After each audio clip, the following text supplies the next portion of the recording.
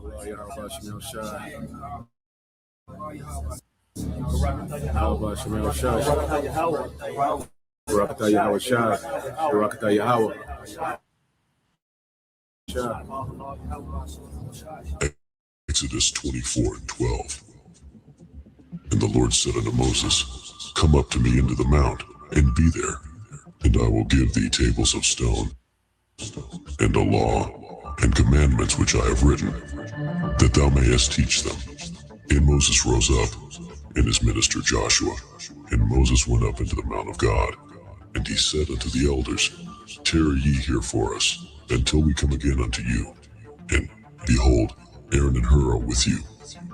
If any man have any matters to do, let him come unto them.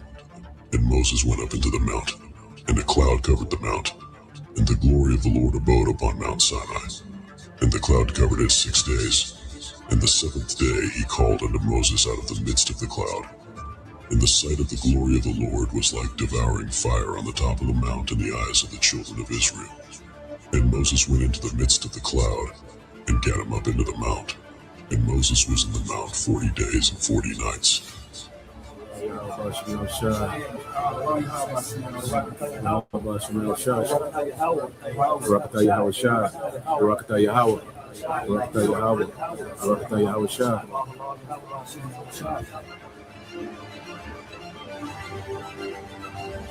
Is Mount Sinai, the mountain of God, real?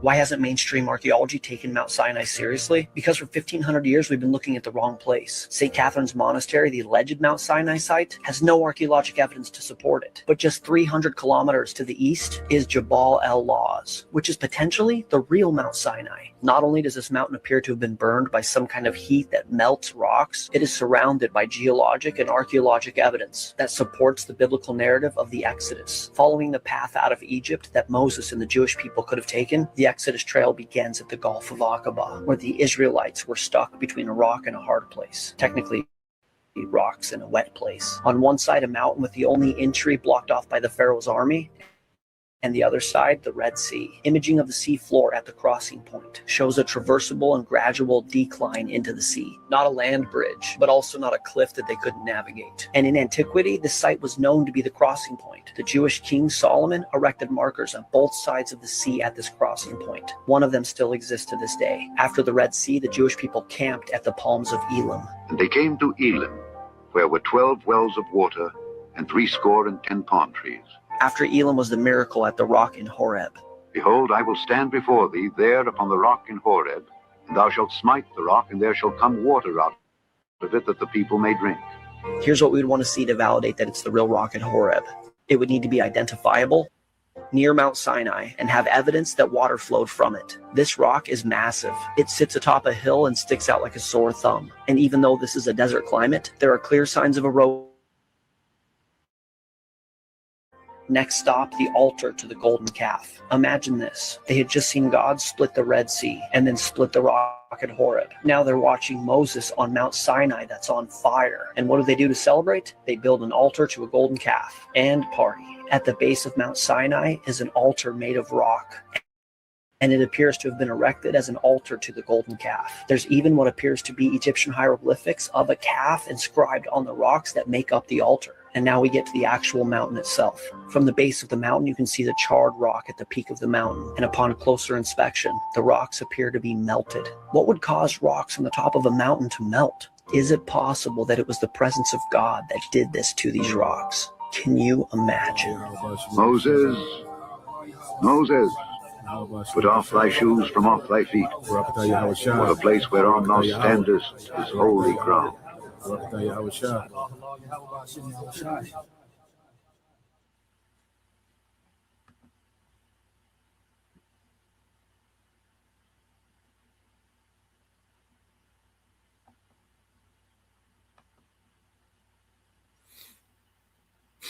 All right, Shalom. First and foremost, I would like to give all praise and glory unto Yahweh Bahashem, Yahweh Shah Bahashem Kakwadash, and double honors unto the apostles and the elders of GMS who rule well, teach well, being great examples to his younger brothers, and peace and blessings and salutation to the hopeful elect out there pushing this word and truth and in sincerity across the four winds. In the name of Yahweh Bahashem, Yahweh Shai Bahashem Rakakwadash, pushing to get up out of here. Shalom to the hopeful elect, the believers, the listeners who have came back to the obedience of the scriptures through faith in Yahweh Bahashem Yahweh Shai.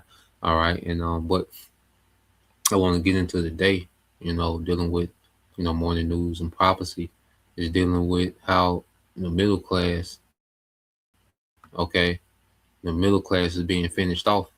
All right, for the longest, the devil, for decades, the devil has been attacking, the middle class. Okay, and you go into the middle class, and there's really a creation of policies of FDR, Franklin Roosevelt, with the New Deal, and the New Deal created a strong middle class, mainly for Edomites. Okay, and even in that, there was a play, all right, to get people dependent and trusting in government. Okay, when the economy, was of course it was always corruption. Of course, that devil, was amongst, the inner circle, all right, and then being puppeted by the elites. Okay, and there was always corruption in the economy. Okay, but the common American Edomite, and even Jakes, were able. Few Jakes were able to thrive. Jake always, cracked the cement, everywhere. It'd be all right. But yeah, even back then though, you had a better the common Edomite got a better shake. The economy, as production went up, wages went up. You had your unions, you had your 40-day, you had your overtime, different benefits, overtime pay, came out of the New Deal, the time and a half, a few things you can look into. We went into it before, all right, but it made a strong middle class, okay, to one job in the house, all right, was able to pay for a house, all right, own a house, all right, have a car too, okay, have savings, all right. He was able to go on vacation, all right, and he was able to feed a family 3, 4, 5 off of one income. The minimum wage, was set up to make sure that at the minimum, okay, you had enough for your essentials if you worked at a job, all right, and those things have been heavily distorted, okay, but it made America look like, the place to be. It make America look like that golden society, okay, and the elites, used it as to show, why these other nations should take on democracy. All right, but ultimately it was a Trojan horse. The American strong middle class was nothing but a Trojan horse, for America, all right, to establish itself throughout the earth, make it look like that model nation of how to be. And what did these elites do, man? They put these nations in debt with their dollar system, okay? And they broke down the morality of these nations. Matter of fact, we'll get into some of these things, okay? Let's go here.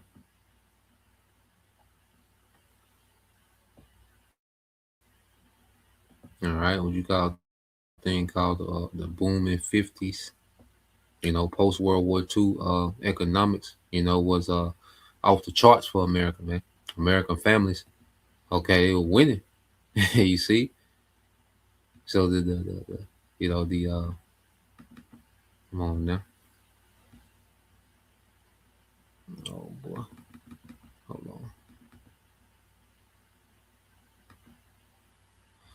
Let's see. Hold on. Let's go here. But yeah, that was a time. Server time out. Come on, man. It's a lucky.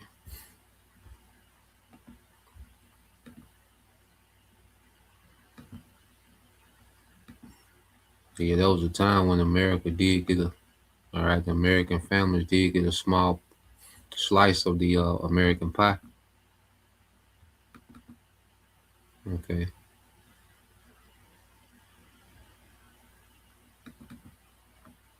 Got to be kidding. Hold on, let's go here. Let's go here. What's wrong with blue letter? Let's go here.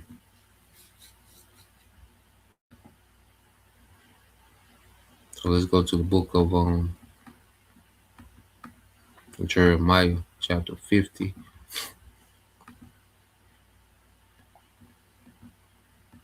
Maybe 51. Okay. But you go back to, the time after, especially after the war, when the American dollar was a Federal Reserve, it had all this spending power. Okay. I say industry was booming, manufacturing was booming in America. All right. But what did they do? They ran it in America. Okay. And modeled it, for these other nations. It was like the elites put a beautiful dress on America. Okay, and modeled it for the nations because the elites are America's pimp. Okay, so they put on this beautiful dress. This great middle class, this thriving middle class. They modeled it for the nations. Okay, and they was able to take, and sell their model to these other nations. Matter of fact, Babylon had been a golden cup. And the golden cup means because gold goes into what being number one.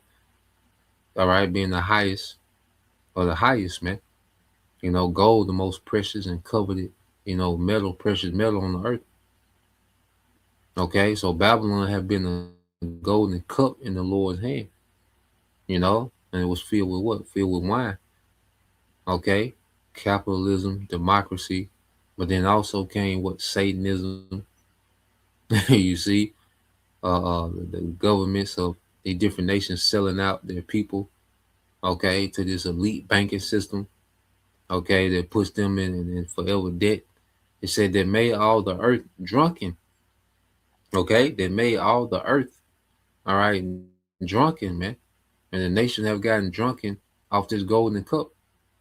They looked at America as, hey, this is the way to go. There's no other way outside of this, man. We got to get on. Okay, the nations have drunk enough of wine. Therefore, all right, the nations are mad. You see, the nations are mad. These economies are failing. Okay, inflation, starvation, currencies collapse. And see, these other currencies collapse all the time. You see, the dollar has been strong and dominant because the dollar is meant to extrapolate wealth from these other nations, not to enrich the middle class or enrich these nations, okay, or for the people of these other nations. No, it's meant to extrapolate wealth, man. That's the whole thing of the dollar. But they brought the dollar to these other nations with the Trojan horse. Like, look, see how good American middle classes are? We want to bring that here. Okay? But what else do they bring, man? American culture, which is Satanism. Okay? Christianity, which is rooted back to Satanism, where you really go into it under the devil. Okay? And then you go here. Let's get this in the book of Nahum. All right. Let's go here to the book of Nahum, chapter 3.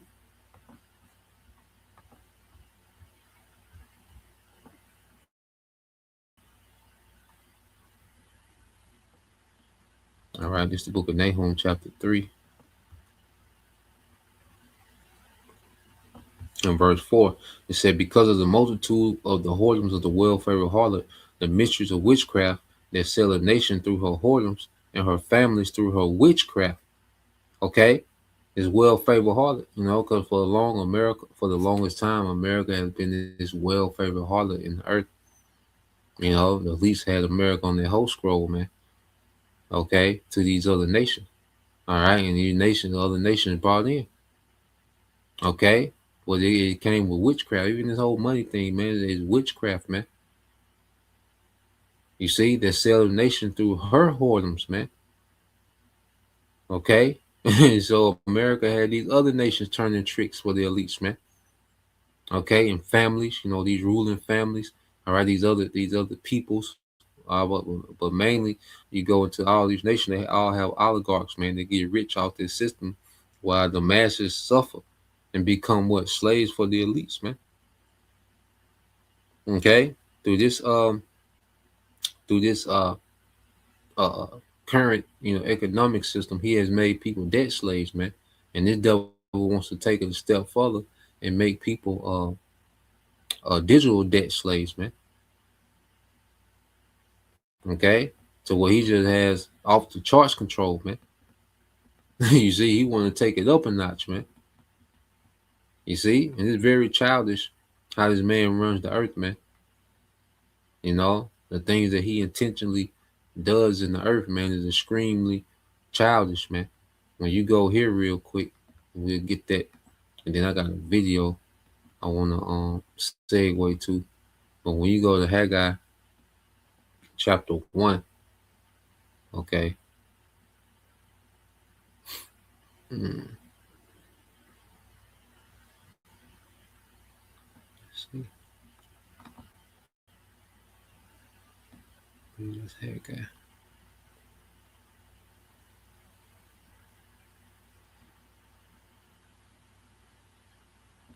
Might be Habakkuk 1. Let me see.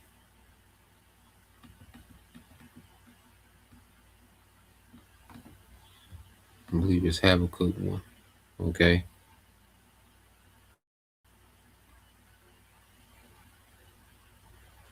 Yep.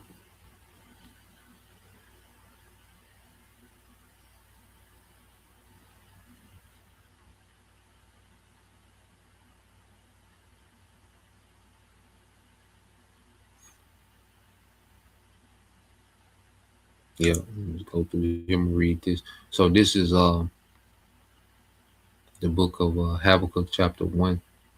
All right. And verse 6 it says, "For lo, I raise up the Chaldeans, that bitter and hasty nation, which shall march through the breadth of the land to possess the dwelling places that are not theirs." Man, these devils, you know, they took this show on the road. Okay. And they come in, you know, because America has a lot of tactics, man. You know, they can use soft power, you know, get your leaders to sell out, take the deal. Okay, begin to set up, you know, industry, industrialize, you know, these nations. Okay, make them get on board with your dollar. Okay, because once you get industrialized as a nation, okay, you have to begin to what you get a lot of oil. Okay, and what's linked to that oil? The petrodollar, man. So now you need the dollar because you're going to industrialize. You know, a lot of these nations go from an agrarian society where majority of their economy is agriculture. Okay, but this devil brings in this commercial, all right, industrial, all right, blueprint. Okay, he brings in this industrial commercial, okay, style of economy. Okay, and what happens? You need a lot of oil because now you're manufacturing, you know, and doing these different things okay, and you're manufacturing to sell, all right, your resources on a global scale. All right, and this nigga's getting the majority of the cut. All right, but it's so much money being made, you know, he can make the elites and the governments of these nations, government officials of these nations, wealthy, man. Okay, or he can do hard power and just come through with straight military, man. Demonize. If your leader don't want to sell out, you just demonize them, all right, and just come through with the with the hammer, okay, which is the military, man. You see, it said that they are terrible and dreadful. Their judgment and their dignity shall proceed of themselves. Their horses are swifter than the leopards and are more fierce than the evening wolves. And their horsemen shall spread themselves. All right, they're military. That's why you had all these bases everywhere, all these different conflicts going on at the same time. All these just everywhere, man. And the leopard is swift, you know, because he's did this after World War II, man. America really, all right, built the empire, man. You know, America really, you know, forwarded its interest and influence throughout the earth, man. It became an empire, man. All right. So where the governments of the world was submitted to the American government. A lot of these different governments, okay, were submitted to the American government, man. It says, "And their horsemen shall spread themselves, and their horsemen shall come from far. They shall fly as the eagle that hasted to eat." It says, They shall come off of violence, their faces shall sop up the east wind, and they shall gather the captivity as the wind. I mean, it's like as the sand. Okay? And this is what these devils have done, all right, unto the earth, man. Okay? So they fly as the eagle. You know, they're known for what? They're impeccable Air Force, you know, because America has the #1 Air Force, man. You know, and they're used to getting air superiority over these nations. All right, making these nations defenseless with overwhelming bombing. And then next thing you know, you got F-16, F-18s, and now F-35s flying over your top, man. You know?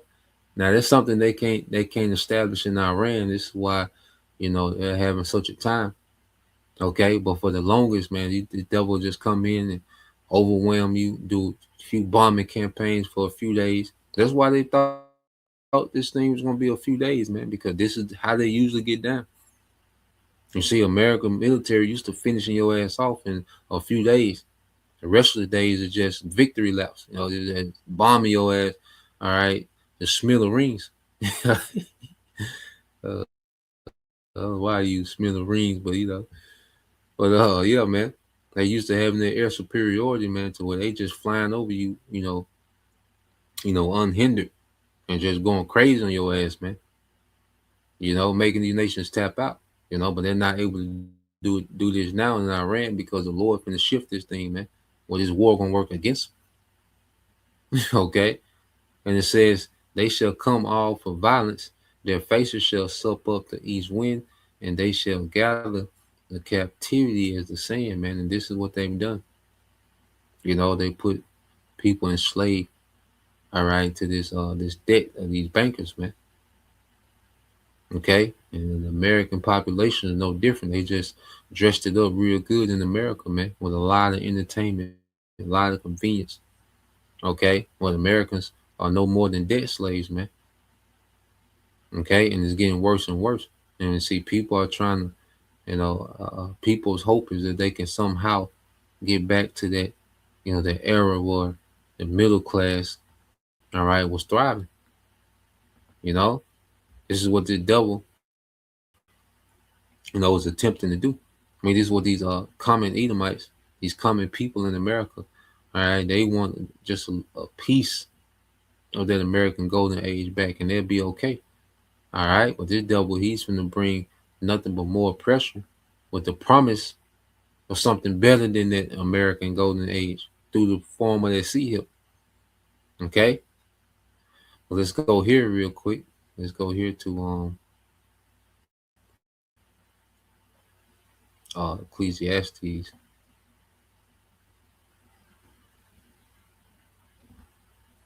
All right, this is the book of Ecclesiastes, chapter 10.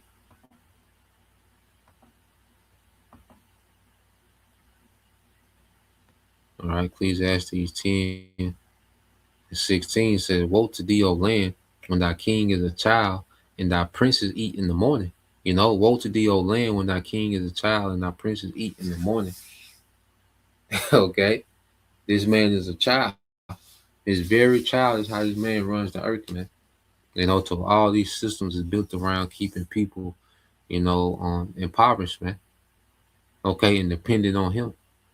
You know, this man wants to hoard up all the resources and then redistribute it, okay, as he see fits. Okay, he's a child, man, and that prince is eating the morning, which he's only concerned about him and these few families. Okay, these few oligarch families that run the earth, man. That's the only thing this devil was concerned about, man. Okay, that's why he eat in the morning, which means his priority is himself. Okay, he's an unfit ruler, man, and that's why we're seeing, you know, the Lord has allowed this man to embark on this war that's gonna end his ass, man. In his mind, he's gonna double down, okay, on his rulership. Okay, in his mind, he think he's finna dismantle and tighten the screws, okay, on his rulership. Dismantle his old one, all right, and bring a more tighter rulership, man. Okay, a rulership of more control. You see, what he's done now is not enough. He has to do more. He needs more control. You see? So let's go here. All right. And these devils want our birth, right? Okay. And in their version is extremely wicked version of our birthright, man. Okay. So let's go here. All right, let's get to the video and just see. He go into a lot of info. So let's play this. The middle class isn't dying. It's already dead. What you're watching right now is the autopsy. Most people believe the middle class is shrinking because of automation or globalization or lazy millennials who won't stop buying avocado toast. That's the story you're supposed to believe. Here's the truth. The middle class is being dissolved deliberately through a mechanism so elegant, so invisible that most of its victims cheer for the very system that's draining them dry. In 1971, a decision was made in the Oval Office that quietly rewired the economic nervous system of the entire Western world. It didn't make headlines, it didn't cause riots, but it planted a slow poison inside every paycheck, every mortgage, every retirement account in America, and the bill is coming due right now.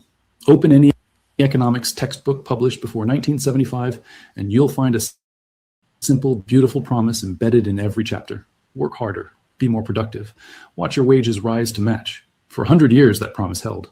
From 1948 to 1973, productivity in the United States rose 96.7%. Median hourly compensation up 91.3%. Nearly a perfect one-to-one relationship. You produce more, you earn more. The deal was simple and it was real. Then something broke. Between 1979 and 2022, productivity in the American economy grew by 64.6%. You would expect wages to have roughly followed. They didn't. Real hourly compensation for non-supervisory workers grew just 17.3% over the same period. Read that again. 64% increase in productivity, 17% increase in wages. The gap between those two numbers, that chasm, is the middle class graveyard.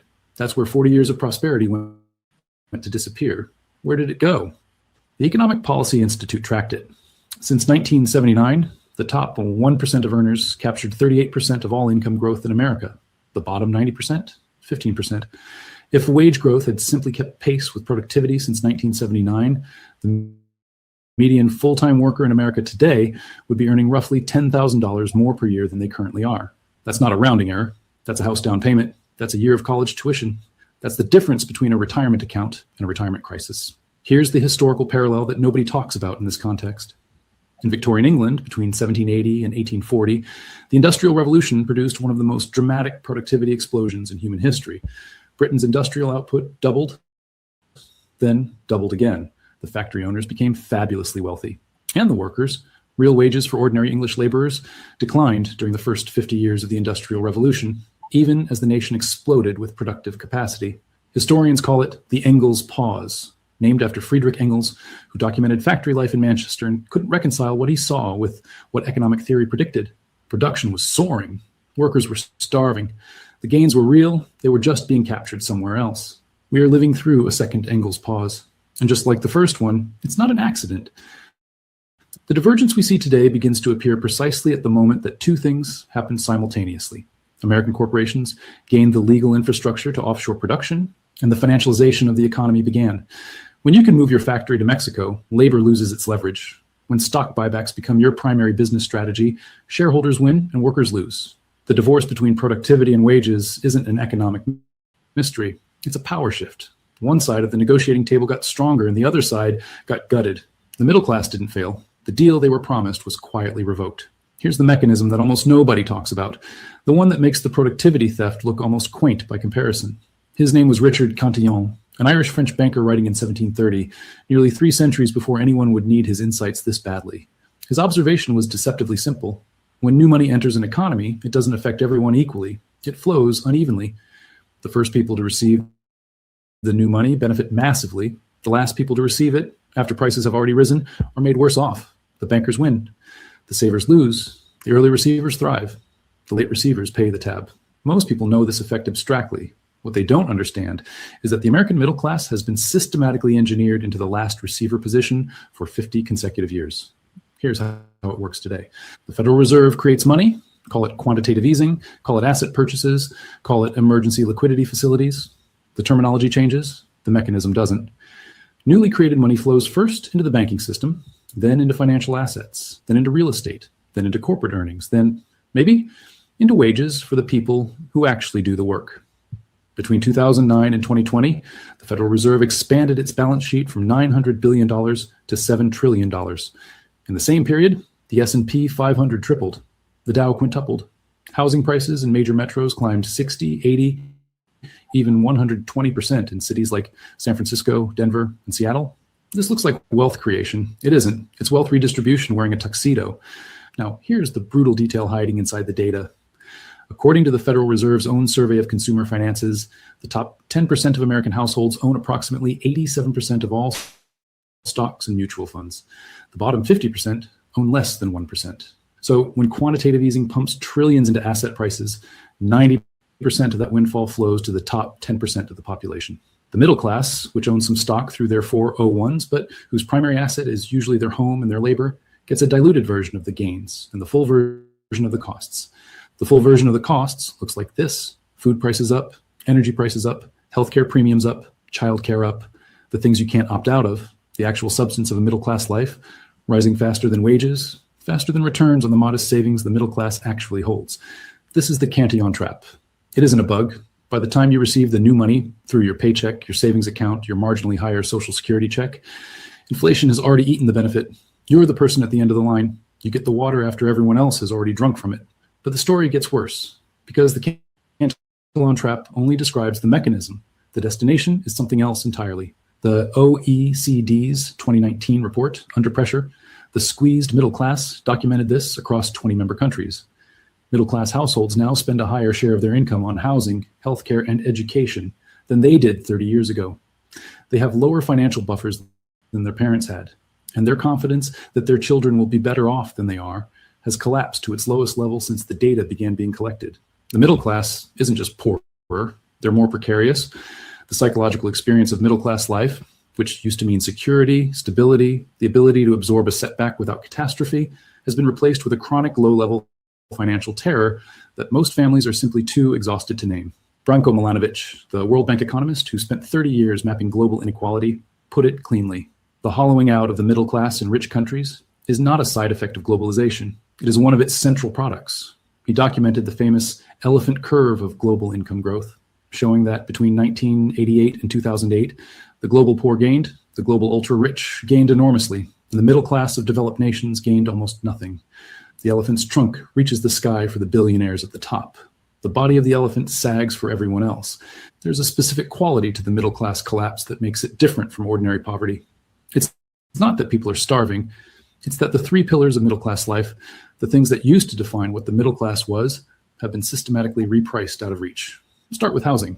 In 1970, the median home price in America was approximately 2.2 times the median annual household income. You could, with discipline and a few years of saving, buy a house. The math was hard, but not impossible. By 2024, the median home price had reached 5.6 times median household income. In coastal cities, the ratio is closer to 10 or 12 to 1. And with mortgage rates climbing above 7% through 2023 and 2024, the monthly payment on a median-priced home had become the largest single monthly payment in recorded American history as a share of income. For the first time since the Great Depression, renting is cheaper than owning across most major American markets. The home ownership dream, which was not just a financial strategy, but the cultural definition of middle-class membership, is being foreclosed upon not by a single crisis, but by the slow arithmetic of unaffordability. The healthcare wall is more lethal. A 2024 Kaiser Family Foundation report documented that the average annual premium for employer-sponsored family coverage in the United States had reached $23,968. The employee's share of that cost, what comes out of your paycheck before you see a dime, was $6,296. For a household earning $75,000 a year, that's 8.4% of gross income before seeing a doctor, before paying a deductible, before paying a copay, before paying for any prescription medication. In 1960, healthcare consumed 5% of American GDP. Today, it consumes 18%. That additional 13% didn't come from nowhere. It came from wages that didn't rise, from benefits that weren't offered, from the quiet extraction that happens when a system designed for profit sits between you and your survival. Then there's education. The U.S. Census Bureau tracks something called the college wage premium, the income advantage that a college degree provides over a high school diploma. The premium grew from roughly $7,000 per year in 1980 to over $30,000 per year by 2022. A college degree became, financially, almost mandatory for middle-class membership. And the price of that degree? In 1980, 4 years at a public university. By 2024, the figure exceeded $100,000. The credential became more necessary and simultaneously 10 times more expensive. The American middle class is now spending its entire existence running to stay in place. Housing costs more. Healthcare costs more. Education costs more. The three things that middle class status was supposed to purchase, stability, health, and a future for your children, have been repriced as luxury goods. The French historian Guy Debord wrote in 1967 about what he called the society of the spectacle, the idea that modern capitalism sells people the image of prosperity, even as the substance of it is withdrawn. We have arrived at the economic version of this. The middle class in America still exists as an identity, as a self-description, as a political category, as a material reality, a class of people with genuine financial security and upward mobility. It is increasingly a memory dressed up as a present tense. The most elegant trick the system ever pulled was this. When it stopped paying workers enough to afford middle-class life, it handed them a credit card instead. From 1945 to 1975, consumer debt in America was modest. Families borrowed to buy homes, occasionally to buy cars. Total consumer debt hovered around 40% of disposable personal income. It was an accelerant on real earnings, not a substitute for them. Then wages stalled and credit expanded, and the two curves crossed in the 1980s. By 2007, total household debt reached 130% of disposable personal income, the highest level ever recorded. Families weren't getting richer. They were borrowing against futures that hadn't been earned yet. The Roman historian Livy documented a practice from the early republic called nexum, a form of debt bondage where a man who couldn't repay his creditor could be taken into servitude until the debt was worked off. The Romans eventually abolished it in 326 BC because the volume of citizens being enslaved for debt was destabilizing the republic. We did not abolish nexum. We digitized it and named it APR. The average American household in 2025 carries approximately $103,000 in total debt. Break that down. Mortgage debt? Yes, but also $20,000 in student loans, $6,000 in car loans, $6,500 in credit card debt. And that's what you call a debt slave. All right, real quick, let's get this. We'll go back to it. And that's what you call a debt slave, man. And this is what these devils, have created. All right, let's go here. And these devils plan on taking this to a whole nother level with the digital system, man. Okay, this is Proverbs 22:7 saying the rich ruleth over the poor, and the borrower is servant to the lender. Okay, so this is the system that he set up to where the rich, all right, rule over the poor through debt. Okay, so you have these elite families that are able to rule over the people of the earth because they keep people in constant debt. So now people have to trade their labor to try to pay off the debt. You see, it's a system where it needs debt. All right. And this digital system, is a system to where, they're just going to ration you your life. All right. Through digital credits. Okay. Through permission. It's going to be a permission based, and they're already conditioning people because right now, what do you have to do? You got to subscribe to everything. Everything is a subscription. Okay. So with the digital system, they plan on owning all the resources, and you're not owning anything. Okay. And this man's agenda with the New World Order, he plans on no one owning anything. Okay. And he distributes your life to you how he see fit. Then he's a social credit score. So according to your behavior, your life is this on a whole nother level, man. He wants to take a debt slave to a whole nother level, man. Okay. This is real wicked how this man runs the earth, man. I think it's some more in here.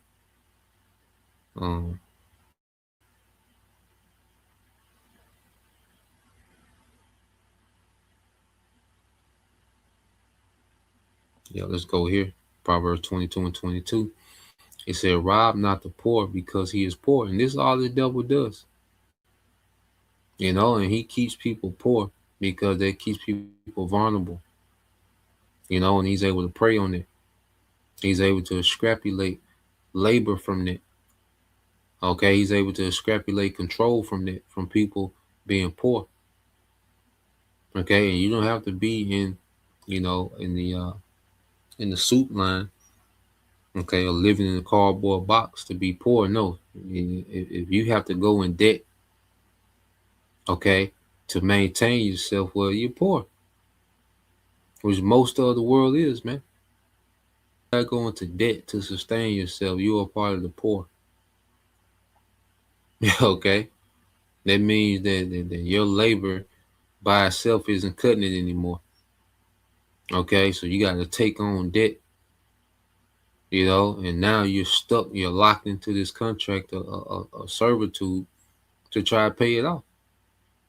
Okay, and it's never enough. And like I said, just a well-designed, all right, hamster wheel. He just dressed up the hamster wheel, but it's a hamster wheel, man. Okay, you get the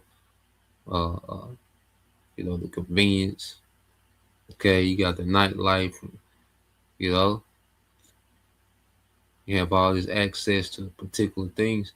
Okay, but it's still a dressed up a hamster wheel, and the more you want, the more you desire. All right, and a lot of people go into debt to maintain this certain lifestyle, and okay, because the more you desire here, the more you're enslaved to this man's system, man. And it's created like that. You can desire all you want. It's just gonna require you to be tapped in more into the system. Okay, it's just gonna make you to where you have to be more committed to the system. It said, neither oppress the afflicted in the gate, for the Lord will plead their cause and spoil the soil of those that spoiled them.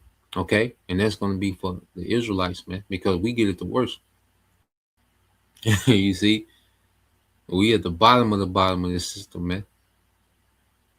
Okay, but the Lord's getting ready to plead the cause, all right, for the sake of the elect of Israel. All right, and tear this whole system down. This war is going to tear this system down, and it's not going to be rebuilt, man. Okay, he's going to begin, to try to reestablish himself, and then the Lord's going to intervene and tear this shit down, man, because this is wicked, man. Here it is. This world order is wicked. You think you're finna build another one that's even more wicked, man? Lord finna tear this shit down, man. Okay, so let's go back to the video.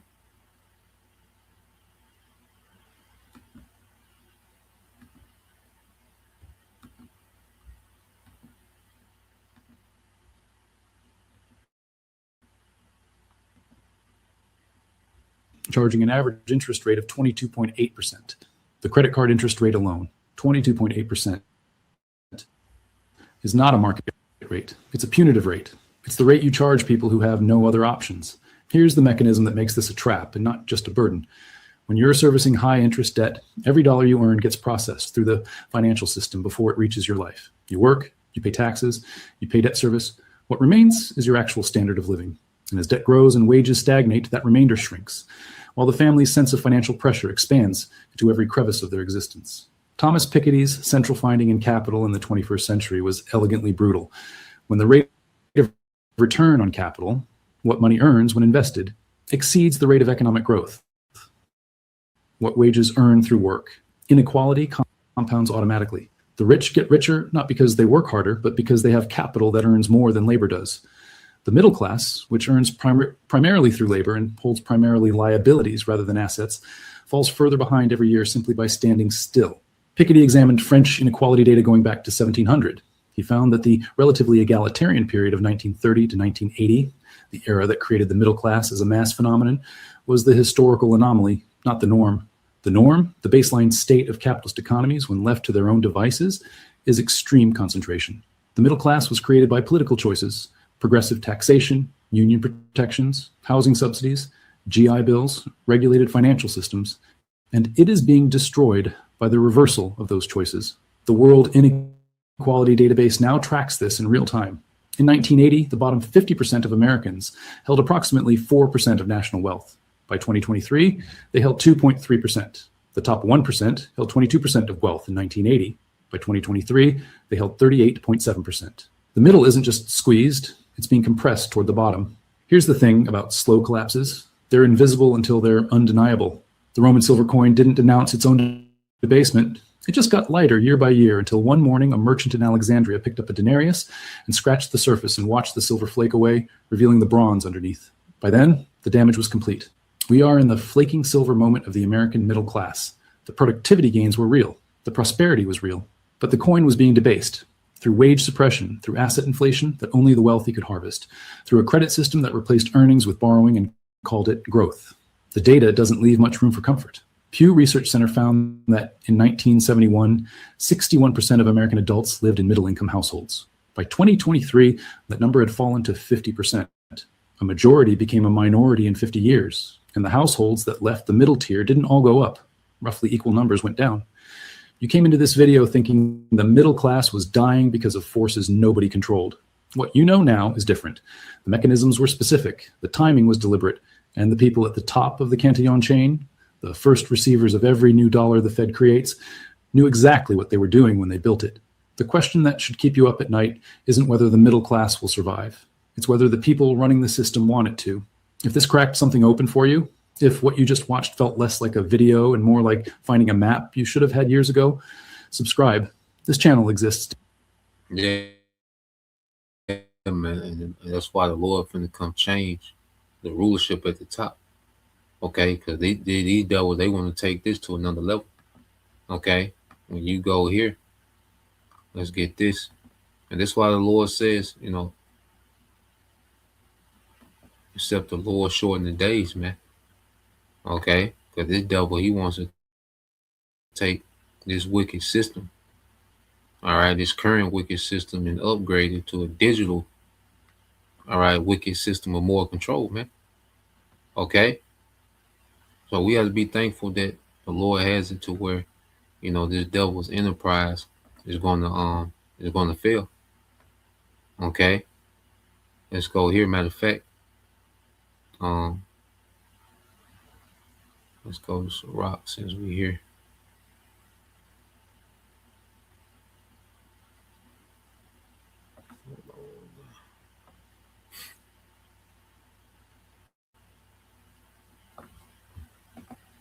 So we go to the book of Sirach, chapter 10.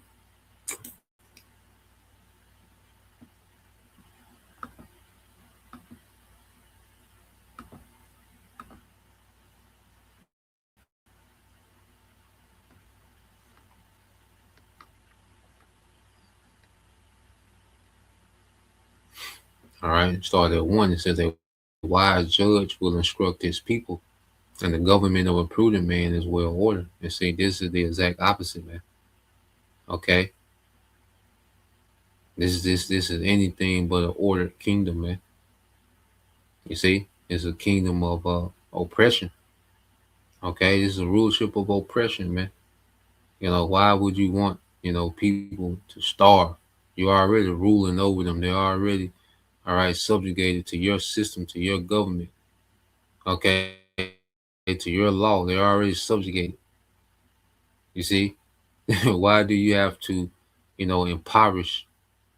Okay, and just continue to take, man. Why? Because he is never satisfied, as the scriptures say.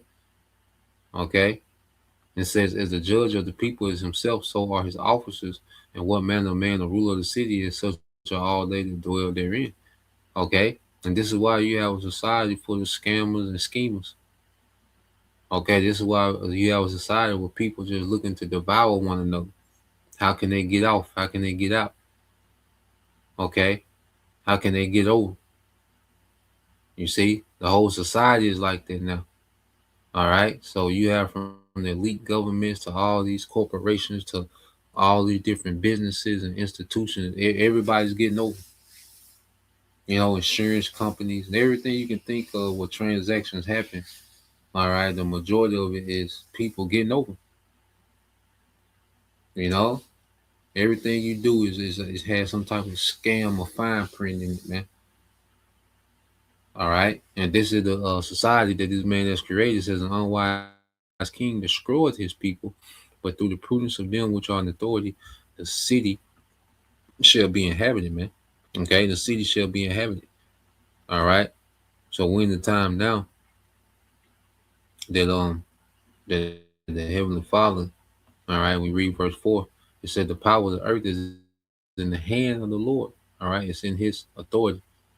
Okay, and he's giving the earth to the devil. The scriptures say the earth is given to the wicked, and the wicked are just doing what the wicked do, man. Okay, the power of the earth is given into the hand of the Lord, and in due time he will set one over that is profitable, man. The rulership of Yahweh Shai is going to be profitable to the earth. Okay, that's another thing. This man destroys the worth. It's like he destroys the earth to gain wealth. You know, he literally destroys the environment to try to gain wealth and control, wealth and power. You know, and the latest example there is these data centers, man. Okay, which he does that for a system of control. You know, because he needs these data centers to regulate AI. You know, and to run his AI, which he wants his new world order ran by AI, man. Okay, but nah, man, the Lord is finna stop in the midst of this, man. Because we in that due time where the Lord is going to set one over that is possible, okay, profitable, and that's Yahweh Shai. You see, the Lord getting ready to set one over the earth that is profitable, and that profitable is Yahweh Shai, man. Okay, he's that profitable one. Okay, and after 1,000 years of captivity, Esau is going to be done away with. The problem of the earth, the disease of the earth is going to be done away with. Okay, and these heathens, they will be able to enjoy righteous rulership, you know, under Israel, man. Okay, they're going to be forever tributaries and servants and subjugated, okay, to the law, you know, to our government, you know, Yahweh Shai, the first fruit. Okay, you know, they're going to be subjugated to our whole nation, man. You know, every Israelite is going to be an overlord to these heathens, man. To have authority over these heathens. You see? So you jump down, and that's going to be forever, man. All right, but they're gonna enjoy righteous earth, man. You know, they're gonna enjoy real food, clean water. Okay, they're gonna get to you know, have substance. You know, hey, no system gonna be set up. You know, quantum easing and dividends and, you know, interest rates off the chain and all this whole, you know, or the capital, all right, predatory capitalism and all this. Okay, they're gonna be tributaries. Okay, but the earth is gonna be in abundance, man. And see, we're gonna be so off the charts in abundance, man, that the abundance. See, we're not like Esau. We're not gonna feel some type of way because the heathen has, you know, substance, man. You know, this devil, you know, scripture say he can never have enough, and his eyes stand out from fatness, man. He just wants everything. He wants his wealth, your wealth. Okay, he plays a zero-sum game to where, you know, either he wants it all and you have nothing. And this new world order is his ultimate zero-sum game to where he has everything and no one has nothing. And he distributes according to his liking, man, which that's wicked, man. Okay, but in the kingdom, these heathens, they're going to be able to produce, okay, and create true wealth with his resources, man. Okay, and we're just gonna be on such another level. We're gonna have those new bodies, we're gonna be immortal. He didn't never tap into, all right, all right, what we got, man. Okay, but there's gonna be plenteous in the earth, man, after that 1,000 years, man. Okay, verse 8 said, because of unrighteous dealings, injuries, and riches got by deceit, the kingdom is translated from one people to another. Okay, and that people is from Esau into Jacob, man. Okay, the wicked to the righteous, man. All right, from these elites to Yahweh Shai, the kingdom is going to be translated. You know, and we're in that time. All right, this war is going to lead us into this time. All right, with that great translation of kingdoms, man. Okay, so I'll leave it there. You know, Lord will, you brothers. All right, and you sisters edified once again. I'm gonna give all praise, honor, and glory unto Yahweh, Bahashem, Yahweh Shai. Bahashem Makakadash, and double honors unto the apostles and the elders of GMS who rule well, teach well, being great examples towards younger brothers, and peace and blessings, salutation to the hopeful. Shalom.